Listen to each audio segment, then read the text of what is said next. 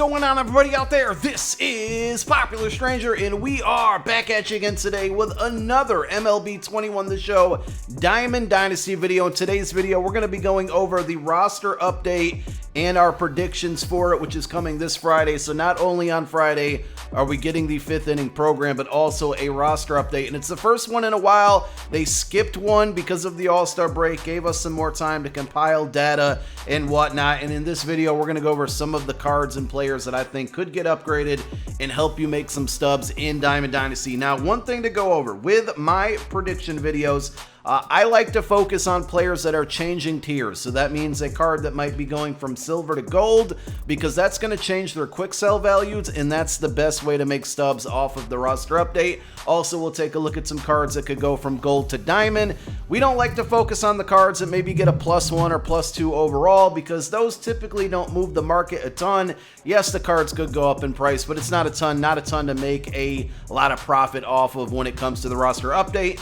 And of course, guys, if you were unfamiliar, on Friday, when these roster updates go live, which is typically every other week, you can find the update information right here on your home screen on the bottom right, Inside Edge and Roster Update. This will show you, if you go down to Roster Update, where and when all of these cards got upgraded and what their new overalls will be. So let's go ahead and take a look into the very first card. And I'll be honest, I don't have a ton of players to go through this week, and that's okay. It's kind of to be expected, because as the season starts to settle, as they get a good idea of who's doing what, you know, you're not going to see as many cards go diamond or go gold as we saw early in the season now that we're collecting all this data. But the first one is Bichette, who's been on Diamond Watch for a very long time, and he's continuing to play very, very well. On the season, he has a 296 average, 116 total hits, 18 home runs, so he's getting on base and he's hitting home runs. Over the last 30 games, he has a 354 average, 926 OPS, and this is what we really want to focus on, right? Versus lefties, IRL, he's hitting 351. Very good there. 4 home runs, 4 of his 18 home runs against lefties. In the game, he has 103 contact against lefties, so that matches up, in my opinion, with the 351 average. His power, on the other hand, is 78 against lefties, and he only has 4 of his 18 home runs there. If you look at the other side, against righties, 279 average. His contact in-game is 67. I actually think that could go up very slightly, like maybe 2 to 3 points, but 14 of his 18 home runs are against right-handed pitching, and his power against right-handed pitching in-game is 67, well below his power against lefties, and I think 14 home runs on one side of the plate deserves a power rating somewhere in the mid to high 70s, and I think that alone right there, if they adjust those numbers, could get him up into the diamond range. Right now, 83 overall, so 2 points away from going diamond, and if you look at his pricing here, I have not invested in this card. I might buy some of them today or tonight, but if he goes diamond, there's a lot of potential to make stubs here. Remember, if he goes diamond, quick sell value goes up to 5,000 stubs. Right now, you can get him for, let's just round up and say 3.7K. That's 1.3 thousand stub profit on every card that you buy. Now, if you're a little hesitant, and I'll be honest, I am, one other thing that you could do is put in a ton of buy orders right before the roster update goes live. Put them in for like 3,300 stubs, maybe even lower, maybe somewhere in the 2,000s. If he goes up, all of those buy orders are locked in there. They're not going to go away unless you cancel them. And then if he does go diamond, eventually people will start to sell those cards. Good example here is, if you take a look, I still have orders for Ozzie Albies from 7-9, almost a month ago. I've had a ton of them sell to me. If I go to my completed orders, not too long ago here, we had a bunch of those sell to me for 3,300 stubs. That was on 7/24. I put these orders in on 7/9 right before the last roster update. If you leave them in there, people will eventually sell them to you, and it's a great way to make stubs well after the roster update goes live. So if you're a little hesitant on Bichette, another strategy you could take instead of investing right now is putting in a bunch of lowball offers, hoping he goes diamond, and then if and when he does, you just got to wait for people to sell him to you. Next card up is Charlie Blackmon, and I'll say this one up front. I don't think he goes gold on this roster update, but he's a player that started the year gold. He's had ups and downs this season. We've predicted him in another video a while ago to keep an eye out on. And I think he could eventually still go gold this season. Time is not running out. I wouldn't be surprised if he's a trade, if he gets traded before the trade deadline here. But Charlie Blackmon on the season, 276 average, not great, but not awful. Over the last 30 games, though, he has a 333 average. In the month of July, a 315 average. And post All-Star game, 375 average. So he's heating up. I still think 276 isn't bad, but he's definitely a 300 capable hitter. And if maybe he goes to a team that's on a playoff hunt or World Series chase, he might step up his level of play again. I think him and Trevor Story definitely could get traded from the Rockies. One thing that's not going to go up on this card is his power. Only 6 home runs on the season. But if we see his batting average go up, that means his contact's going to go up. And if his contact goes up, his overall is going to go up. This is a good card to get early in on. Again, don't bet the farm on it happening. It's a potential option.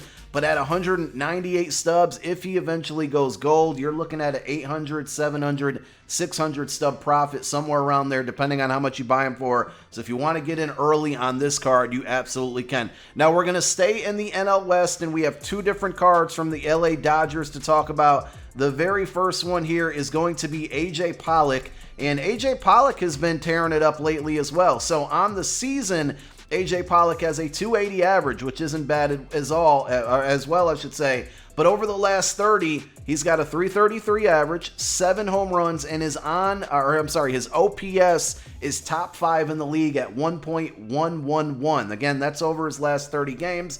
Now, looking at the in-game stats here, or attributes, 289 batting average against lefties. He has 72 contact in-game, 276 average against righties, a 67 contact in-game. As far as the numbers go, I think you could see both of those slightly get bumped up now. Right now, in-game, he is only a 78 overall, so with his performance over the last 30 days, is that enough to bump him up to a gold? I still don't think it happens this roster update, but it's not highly unlikely. Like, it definitely could happen. I'm just a little hesitant. But if you take a look, right, if he goes gold, that means his quick sell value goes to 1,000 stubs. He's at 410 right now. That's over a 500 stub profit on each card that you buy.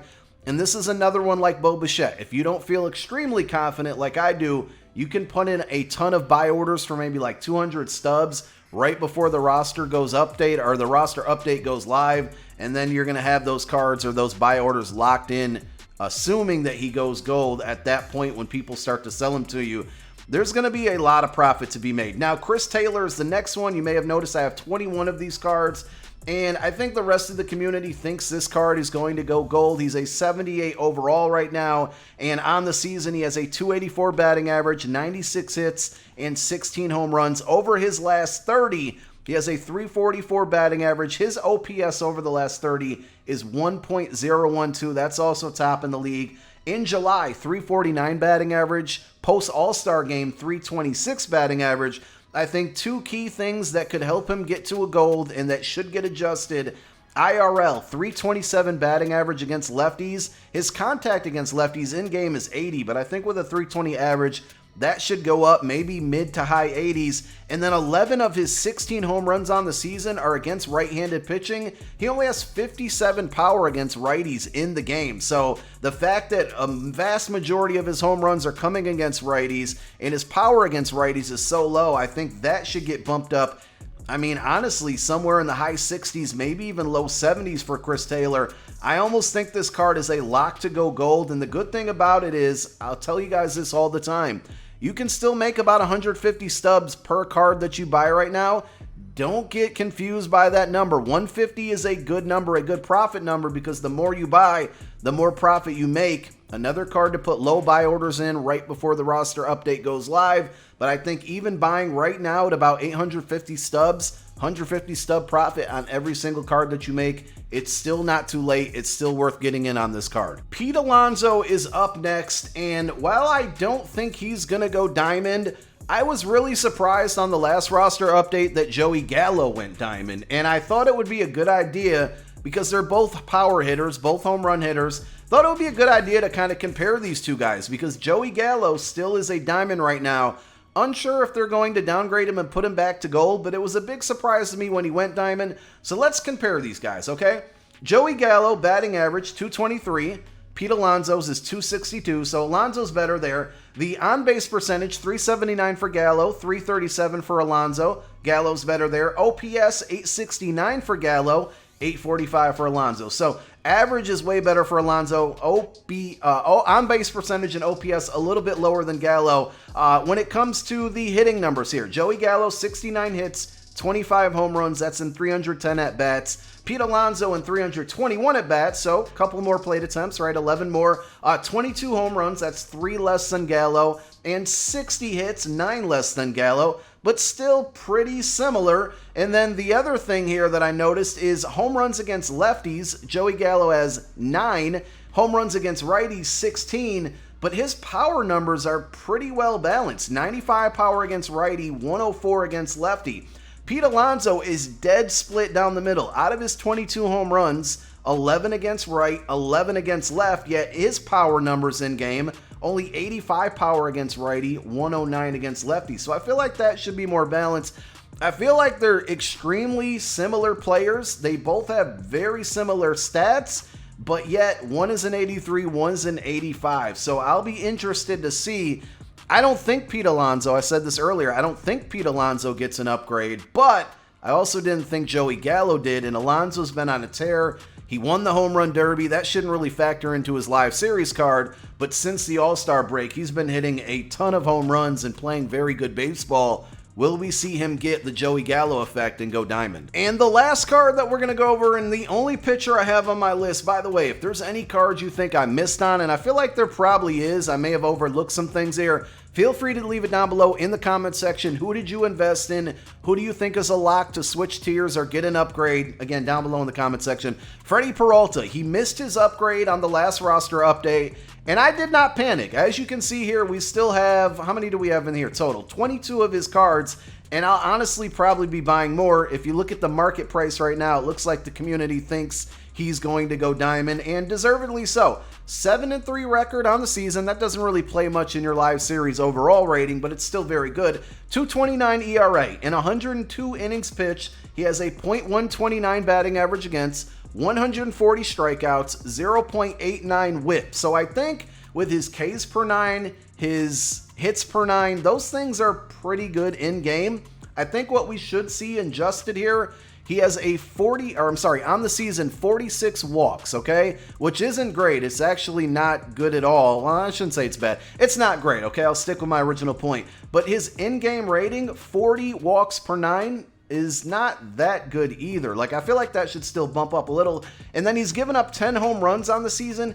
His home runs per 9 in-game is 66. That definitely needs to bump up. I was looking at similar players stats-wise and attribute-wise in-game, and if you look at Walker Buehler, who is in 86 overall in-game, he's allowed 13 home runs. That's 3 more than Peralta, yet his home run per 9 in-game is 69. So he's got a better home run per 9 rating versus Peralta, but yet he's allowed more home runs and slightly more innings. So I think the home run per 9 should be adjusted. Walks per 9 should be adjusted a little bit, and I think that should be enough to get to Peralta to diamond. Again, switching to diamond, he would go to a 5,000 quick sell value. Right now you can get him at, let's just round down slightly and say 4,100 stubs. That's a 900 stub profit on every single card that you bought. And if you invested in him last time and didn't panic and hung on to your cards, when he did not get that upgrade, his price tanked tremendously, and you could have got him as low as, like, look, 3.120 stubs. That's a really good price. So some of you may have played